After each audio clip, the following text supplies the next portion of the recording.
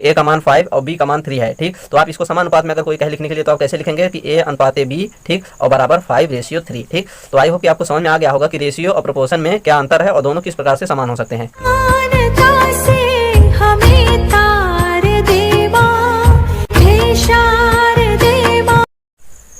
Hello friends, welcome to my YouTube channel. Friends, इस video में आज हम रेशियो प्रोपोर्शन यानी कि अनुपात और समानुपात का पार्ट फर्स्ट करेंगे, ठीक है ना।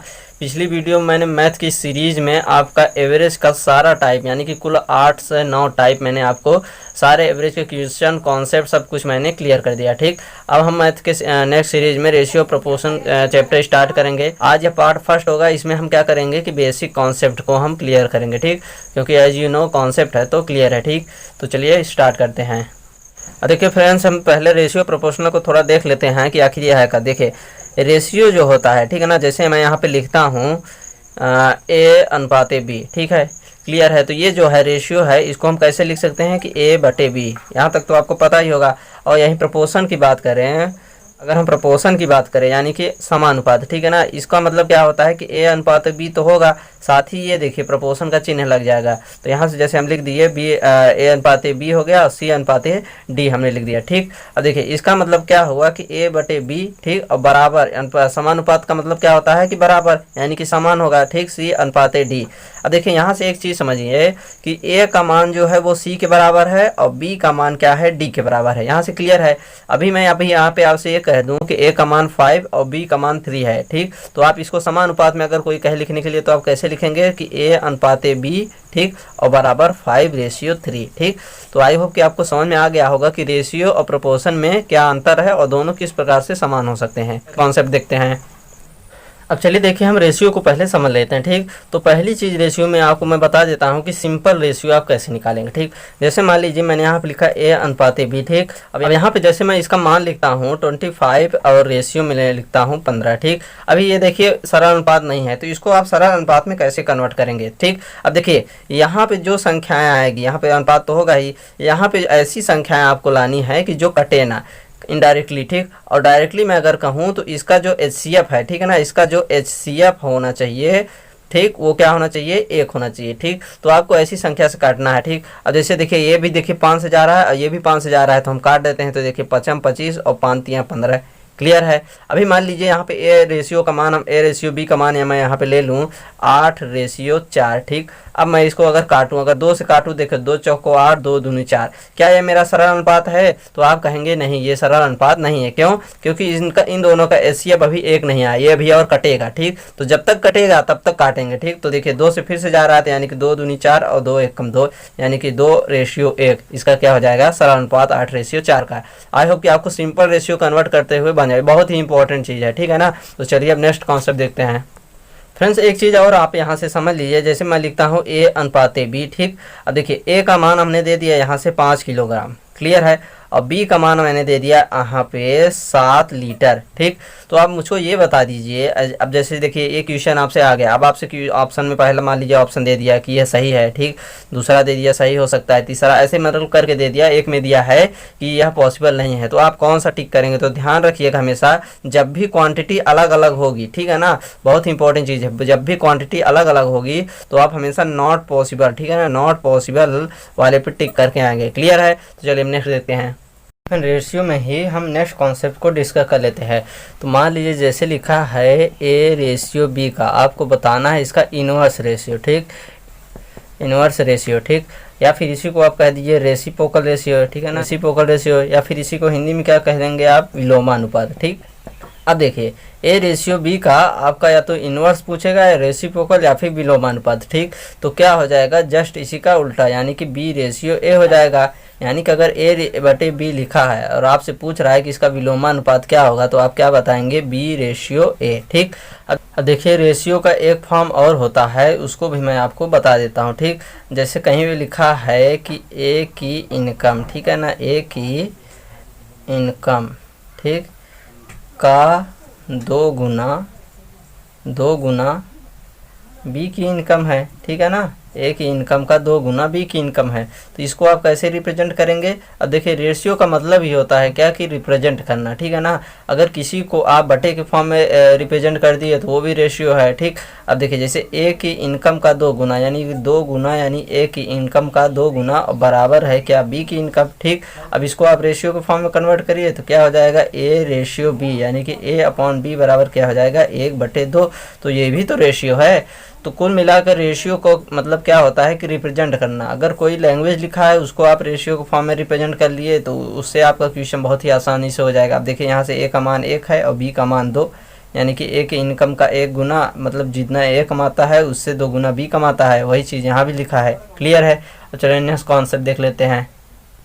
अब चलिए फ्रेंड्स अब हम नेक्स्ट टाइप देख लेते हैं। हमको बताना है ए रेशियो बी का डुप्लीकेट रेशियो यानी कि ए रेशियो बी का आपको डुप्लीकेट यानी कि क्या बताना है कि वर्गानुपात, ठीक है ना, वर्गानुपात आपको बताना है, ठीक। अब देखिए ए रेशियो बी का जब भी आपसे वर्गानुपात यानी कि डुप्लीकेट रेशियो पूछे तो आपको कुछ नहीं करना है, इसका क्या कर देना है कि स्क्वायर कर देना है यानी कि ए स्क्वायर और बी स्क्वायर।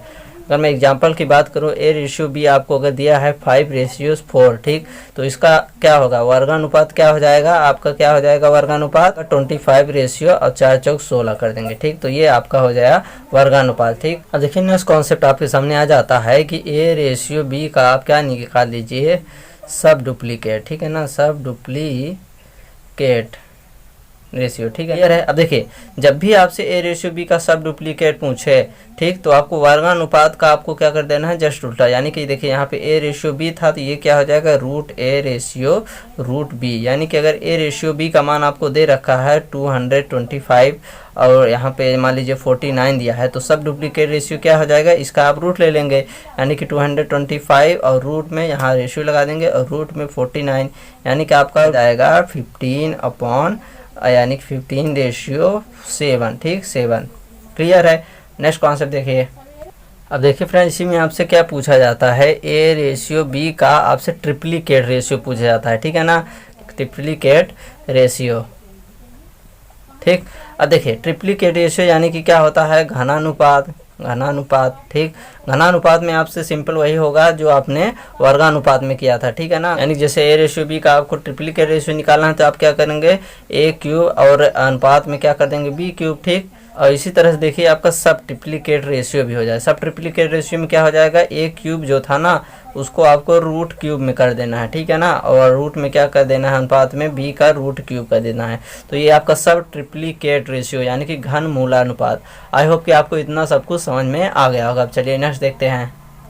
अच्छा चलिए फिर नेक्स्ट कॉन्सेप्ट को हम देखते हैं। तो कॉन्सेप्ट आपसे मान लीजिए क्वेश्चन में दे दिया है कि A ratio B and C ratio D, ठीक है ना, इसका आपको क्या निकालना है कंपाउंड रेशियो, ठीक, यानी कि मिश्र अनुपात, ठीक है ना फ्रेंड्स। क्या निकालना है आपको मिश्र अनुपात यानी कि कंपाउंड रेशियो, ठीक। अब देखिए जैसे मैं यहाँ पे अगर संख्याएं मान लेता हूँ कि 2:3 एंड 5:2 का आपको क्या निकालना है मिश्र अनुपात, ठीक। अब मान लीजिए ये क्या है आपका मिल्क हो गया, ठीक, और ये वाटर, ये भी मिल्क हो गया और ये वाटर आपको दिया है क्वेश्चन, ठीक। अब देखिए मिश्र अनुपात जब भी आप निकालेंगे तो आप मिल्क के साथ मिल्क में मल्टीप्लाई कर देंगे और जो वाटर है उसको वाटर के साथ, तो आपका मिश्र अनुपात हो जाएगा यानी कि 2 पंचे 10 अनुपात 3 दूनी 6 यानी कि सरल अनुपात में आप कर देंगे 2 पंचे 10 और 2 3 6 यानी कि 5:3 आपका क्या हो गया इस क्वान्टिटी, इस पूरे क्वान्टिटी का मिश्र अनुपात निकल के आ गया, ठीक। देखिए फिर नेक्स्ट कॉन्सेप्ट में हम रेशियो को सॉल्व करना सीखेंगे, ठीक। जैसे मान लीजिए आपको दिया है ए रेशियो बी बराबर 2:3, क्लियर है, और बी रेशियो सी बराबर आपको दे रखा है 3:4, ठीक। और आपसे पूछा जा रहा है कि A ratio B ratio C आप बता दीजिए, ठीक। अब देखिए हमको जो मान पहले दिया है, ठीक है ना, जो गिवन है उसको पहले क्या करना है एक लिख लेना है, ठीक। तो देखिए ए रेशियो बी बराबर हमको क्या दिया है 2:3, ठीक, और बी रेशियो सी बराबर हमको दिया है 3:4, ठीक है ना।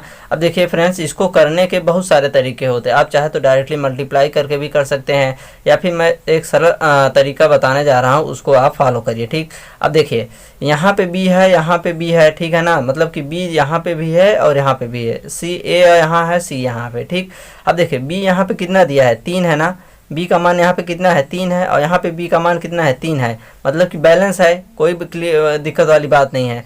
जब भी बैलेंस होगा, ठीक है ना, जब भी बैलेंस होगा तो आप ए बी सी का डायरेक्टली मान निकाल सकते हैं कि जैसे ए का मान क्या क्या यहाँ पे 2, बी का मान देखिए दोनों जगह 3 है ना, तो हम क्या लिखेंगे 1 बार 3, मतलब कि बी का मान तो 3 ही है, यहाँ पे भी देखिए 3 है और यहाँ पे भी 3 है, तो बी का मान हमने क्या लिखा 3 लिखा, और सी का मान क्या है 4, तो यानी कि 2:3:4 A:B:C का मान आपका निकल के आ जाएगा, ठीक है ना। देखिए नेक्स्ट टाइप में आपसे एक अगर नंबर और नीचे आ गया, यानी कि C:D आ गया 6:7, ठीक।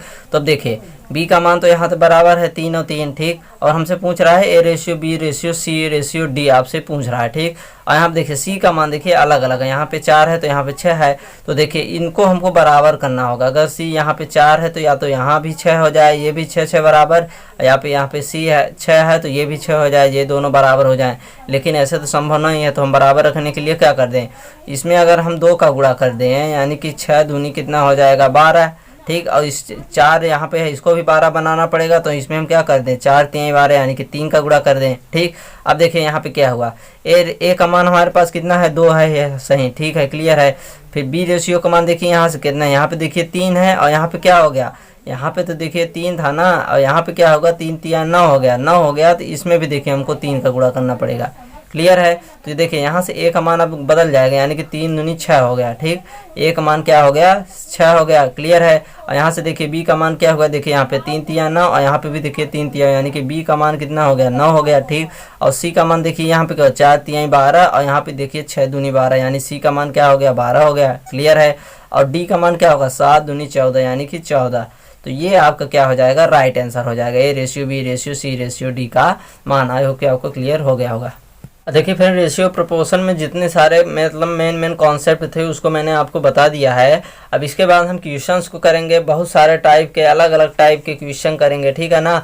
और क्वेश्चन के अगर मैं पार्ट की बात करूँ तो एक वीडियो आपका मिनिमम 15 मिनट से तो एबव होगा ही, तो लगभग 10 से 12 क्वेश्चन मैं एक वीडियो में बनाऊंगा, ठीक है ना।